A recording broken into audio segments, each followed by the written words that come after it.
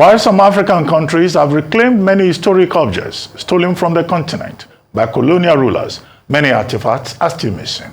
World-renowned archaeologist Zahi Hawass, who is responsible for returning over 6,000 Egyptian artifacts, is leading the call for the repatriation of all African artifacts. Arise News anchor OjyOkpe spoke with the Egyptologist on the sidelines of the ongoing Africa Inter-Trade Fair happening in Cairo, Egypt. She sends in this report. Welcome to the Great Sphinx at the pyramids in Giza. The ancient city of Giza is home to the famous Egyptian pyramids and the Great Sphinx, dating more than 5,000 years during the reign of King Khafre, who was the fourth king of the fourth dynasty. Some of the greatest history of human civilization have been told by Egyptologists and world-renowned archaeologist Zahi Hawass, who currently serves as the Secretary General of the Supreme Council of Antiquities and directs ongoing excavations at Giza. Hawass has written numerous articles and books and has been presented with several awards and honors over the course of his career. He has made a number of major discoveries, including the tombs of the pyramid builders at Giza. He holds a PhD from the University of Pennsylvania and is credited for raising awareness of archaeology and preservation of Egypt's precious heritage. In his quest to preserve Africa's rich heritage, Zahi has called for the return of Africa's stolen artifacts, including Nigeria's artifacts looted by British colonial troops and lodged at some of the world's most famous museums. I know that Nigeria has a history, and it's beautiful history. And you know, I felt sad one day. I was in Belgium, and I saw this Museum of Africa. I looked at every object came from Africa. It has a sad story. All these great monuments of great history of Nigeria and monuments was taken by force under imperialism. It is time now for us to bring back all these monuments. I have a history of returning stolen artifacts of Egypt, and I really think that Nigeria should follow what we did. First of all, you know, I did announce everywhere that museums should stop imperialism. What I mean, museums should stop buying stolen artifacts, because there is many artifacts are taken until today, and museums buy these artifacts. And this is why I said I am going to bring back every object stolen from Egypt. I returned back 6,000 artifacts stolen from Egypt by force, by fighting, all of them. And I did announce recently that the bust of Nefertiti in Berlin, Rosetta Stone in the British Museum, the Zodiac in the Louvre should come back. I had a big fight with Berlin. And now I'm writing a petition to ask for the return of Rosetta Stone. And this petition signed by more than 200,000 people now. I need 1 million. Then really I need to talk to the authorities of Nigeria to tell them, how can we cooperate, Egypt and Nigeria, to bring back our artifacts from the British Museum? Because you know, recently, 2,000 artifacts are stolen from the British Museum. How can we trust they preserve Nigeria's artifacts or Egypt's artifacts, and 2,000 artifacts were stolen? We need our object back. And I did like what happened by President Macron of France. He said recently, we took all the treasure of Africa out in our museums. It is time to return it back. But we really need to cooperate. And I really think the best thing that we're going to do now is to make a conference. Right. Bring all the countries in Africa and also Peru and Italy and Athens to meet together and try to change the UNESCO Convention. We need the UNESCO to help us to return these artifacts back, because the convention of 1970 was really bad. It did not help us. It helped the people who steal antiquities.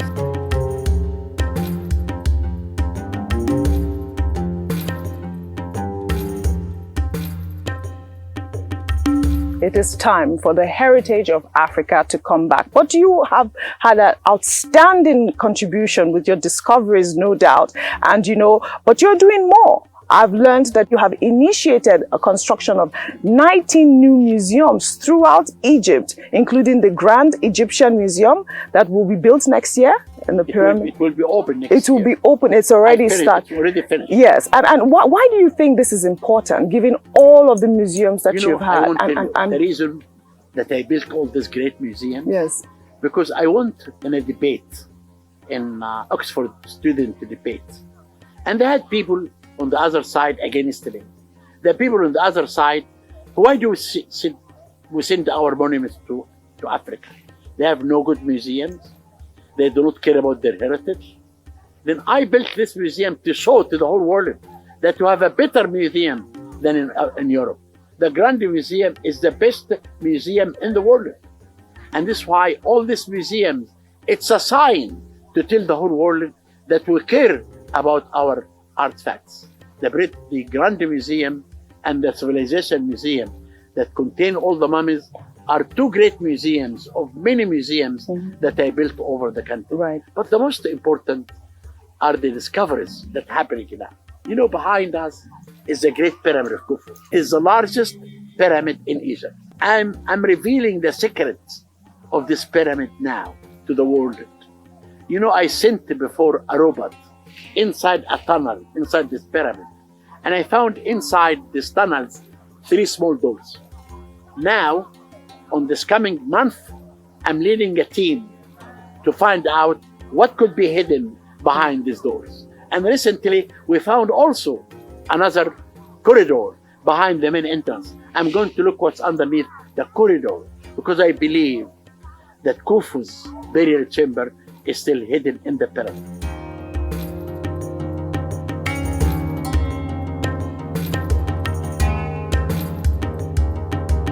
So right here we have the 3 pyramids of Giza.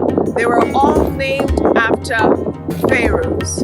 The oldest and the largest pyramid was named after Pharaoh Khufu, who is the 2nd king of the 4th dynasty. As you can see here, there are other little pyramids, about 3 other pyramids that were built by the pyramid builders, and we hope that we can find out more secrets to these builders.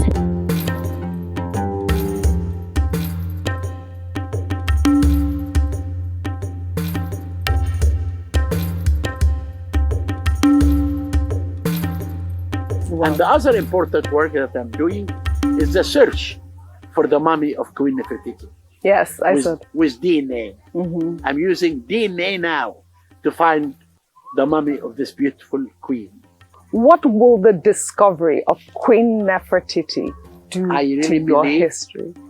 If I found her tomb, this discovery will shake the world. It will be the most important discovery. And I will be happy to end my career with a great discovery like this. But I want to tell you about a major discovery that I found in Luxor. I discovered in Luxor the lost golden city, a big, large city. Because for you, when you come to Egypt here, you know more about tombs and pyramids, but you know nothing about the people, yes, the artisans who made this civilization. Yeah. I found this big, large city that the artisans who made this civilization lived in it. Fantastic. I'm excavating right now also in the Valley of the Kings. Fantastic. Now, you have written several books, including The Valley of the Golden Mummies, Yes. which became a bestseller and has been published in 5 languages.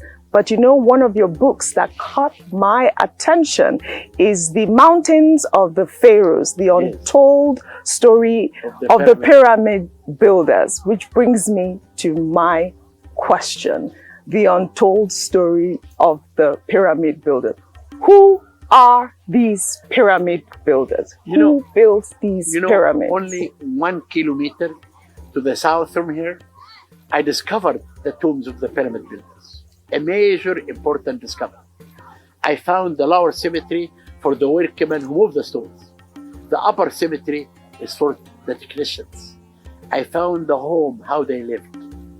I found that the pyramid was a national project of the whole nation. The 3 million people who lived in Egypt in that time participated in building the pyramid to make the king as a god. And I found also that the builders of the pyramids were not slaves. If they were slaves, they will never be buried in the shadow of the pyramids. Wow. If they were slaves, they never prepared their tombs for eternity like kings and queens. And I found out the number of the workmen who built the pyramid were 10,000 workmen. And they worked every day. And they take 1 day off every 10 days. This really is a major important discovery. Right. And we discovered also a papyri that telling us for the first time about how this pyramid was built. This is my question. How was it built? What is the secret we know, of building? I know now, because you know, I lived all my life here. I excavated every piece of sand here. And I found the evidence of how the Egyptian, they draw a square face and they cut in the solid rock until they made the base of the pyramid to be 27 feet high.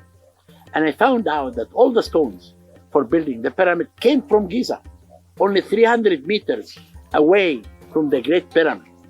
I found the quarries, that all the stones to build this pyramid came from the quarries at Giza Plateau. Wow. And you know, people always accuse me of hiding evidence about lost civilization, because many people believe that underneath the Sphinx there is a box from Atlantis. That's not true. I drilled and excavated inside the Sphinx. I found 4 tunnels. One behind the stela here goes down for 3 meters. One in the top go down for 5 meters. One 15 meters in the tail, and one in the north. Wow. But I found evidence that all these tunnels were opened on the Sphinx by people who believe there is something hidden inside the Sphinx. Wow. And I did drill everywhere. I found there is nothing hidden underneath the Sphinx. The Sphinx is a solid rock, a living rock, and there is nothing hidden. It has a face of a king, the builder of the second pyramid at Giza. You have won multiple awards, multiple. You have won an Emmy as well. Yes. And, you know, you said to me just now that your greatest discovery will be Queen Nefertiti. And will that really end your career? Would that be the end of your career if you do that? I am always working. I will stop when I'm dying. And I have to tell you, the best award that I ever had was really when I was chosen in 2006 to be top 100 by Time magazine. That was something beautiful. I went to Lincoln Center, and I will never forget that day. When I had dinner, my table was Willie Smith and Jada, and always Jennifer Lopez. And it was really one of the most beautiful experiences in my life as an archaeologist to wear a black tie and go to Lincoln Center and receive this great award. Because you're usually like this with your boots and your hat and your jeans and all of that. Indiana Jones. That's your India. You are the Indiana Jones of Egypt. You know, the who created Indiana Jones is George Lucas. Yeah. George Lucas came to Cairo. Yes. And we were here between the two boats of the Sphinx. He told me, I came here many times. But this time I came especially to ask you why your hat is more famous than Harrison before the hat. We want to know. And I told him, my hat is the real archaeology hat. Yes. And the Harrison for the hat is the fake one. And this is why we began to sell my hat. You know, before you came, I was giving a lecture in front of the Sphinx. Wow. And I signed my hat to people. Fantastic. The money that comes from the sales of this hat goes for the Children's Hospital of Cancer in Cairo. Wow. Then I'm really happy that my hat helped the children with cancer. Wow. And this really is something make me very happy. That is so beautiful, so beautiful. Zahi, I'd like for us to end on a note of more education for Nigeria archaeology? Because I'm sure that we can benefit from that. I'm sure you've read the history of Nigeria and the pillage that happened, and that's why back in the days. We need really to cooperate. Yes. I want the people in Nigeria to be proud of their heritage. Right. And all of them to participate and united and fighting to return your heritage back. This is very important. And the second important thing is also to learn about your heritage. Okay. If you know that you are really something big in the past, you will be good in the future. Yeah. Artwork fascinates me a lot. And every piece of art from Nigeria, it brings the history back. And this is why we need, all of us, the people in Nigeria and Israel. And I'm really willing to go and meet the people there and advise them and tell them how can we work together in bringing the Egyptian heritage and then the Nigerian heritage back. Right, fantastic. Zahi Hawass, world-renowned archaeologist. It's been an absolute pleasure speaking with you. I am so proud of all the work that you have done. Thank you indeed. Joining us now from Cairo, Egypt is OjyOkpe with stories trending around the world. Hello, Junix. Well, good morning, Dr. Abati. Good morning, Rufai. It's a beautiful morning in Cairo, and I am on the river now reporting live. You know, the last time I was overlooking the river, and right now I am on a boat sailing through the longest river in Africa. Well, right behind me, I think you can see the beautiful landmarks everywhere. They've been on here for like years and years. You can see behind me, which is one of the biggest landmarks after the pyramids, which I went yesterday, and I was in awe after speaking to Zahi Hawass. Over to you, Dr. Abati. Well, I mean, you are right there, well, should I say, at the center of history. I mean, you just spoke to one of the world's most famous Egyptologists. Egyptology being the study of the resources, the literature, the language of ancient Egypt. And there are many scholars who insist that Egypt, in fact, is the beginning of human civilization. And really, in drama, when we teach drama, we trace the origins to ancient Egypt, you know, the ritual origins, but the European scholars date their own origin to ancient Greece. So there's always that there. But you have one of the most prolific, you know, most decorated men in the field of Egyptology.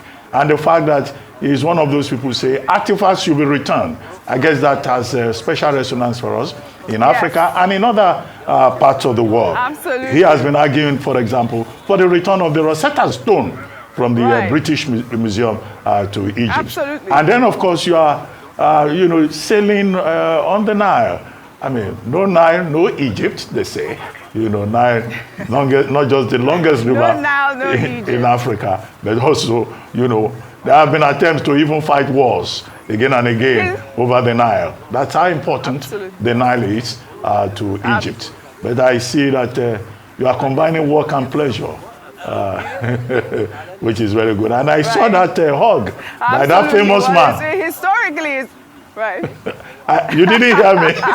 Don't tell me, Dr. Abati, you are jealous of that hug. Are you jealous of that hug? You can't be. No, I'm just saying, reporting what I saw. All right, Rufai, quickly,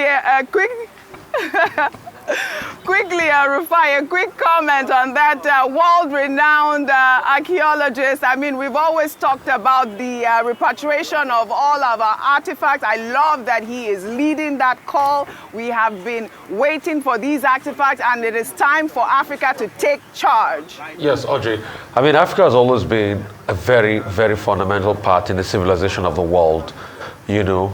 I think it was really apt when LSB Leakey came in the 60s, and I think around parts of Africa discovered the Australopithecus africanus, you know, which was the modern man, and you know that pretty much opens everything, you know, as regards archaeology and as regards the antecedents of Africa and how everything evolved from Africa. You know, LSB Leakey was another great archaeologist, and this Dr. Hawass doing his great job. Has been an Egyptologist that has been respected around the world for so many years, and I like the advocacy for the returning of artifacts, because these things were stolen by the British and it's our heart and soul, and they need to bring it back home. But Audrey, I can't wait for you to fire down with the stories we have on What's Trending today. All right. I hope that we can have enough time. I'll talk about President Bola Ahmed Tinubu in Saudi Arabia right now, when on Monday he said that his administration inherited serious liabilities, but also assets from previous administrations. Tinubu made that comment after a meeting with Vice President country programs in Saudi Arabia of the Islamic Development Bank, as he advanced negotiations concerning a multi-billion-dollar infrastructure finance facility from the Islamic Development Bank. He said that these assets will fund a multi-sectoral portfolio of infrastructural projects at the federal and sub-national levels in Nigeria. Well, according to the President's special advisor, Ajuri Ngelale, the meeting was held after Tinubu returned from an evening prayer in Mecca. Well, this is also as the National Security Advisor, Nuhu Ribadu, in the same vein, attributed current economic instability to the country's challenges inherited from President Muhammadu Buhari, stating that the current President Tinubu inherited the treasury an empty treasury actually, when he came into power. Well, I think we have a video of Ribadu making those statements. I believe he made that on Monday when he was commending the armed forces, despite a limited budget. Let's quickly take a listen to Nuhu Ribadu before we take some tweets, if we can. I assure you that the federal government of Nigeria will not rest on its own in ensuring a robust and viable defense management and security apparatus to address contemporary challenges, even in the face of enormous budgetary constraints. And yes, we are facing serious budgetary constraints. It's okay for me to tell you, and it's fine for you to know, that we have inherited a very difficult situation. Literally a bankrupt country. No money. To a point where we could say even the earnings that we are getting now, we are paying back what was taken. It's serious. But this administration is doing its best to meet our requirements, particularly the armed forces. Well, all right, you can hear Nuhu Ribadu there, Dr. Abati. I guess we have a little bit of a challenge at this moment. After a while, we will get back to our connection at this point. The boat just tilted for a bit. But otherwise, I guess we can just wrap up here if we cannot get that connection back. Well, I'd like to thank you all again. I guess this is all I have for you on What's Trending today. I'll see you all tomorrow. Thank you very much, OjyOkpe, reporting live there from Cairo, Egypt.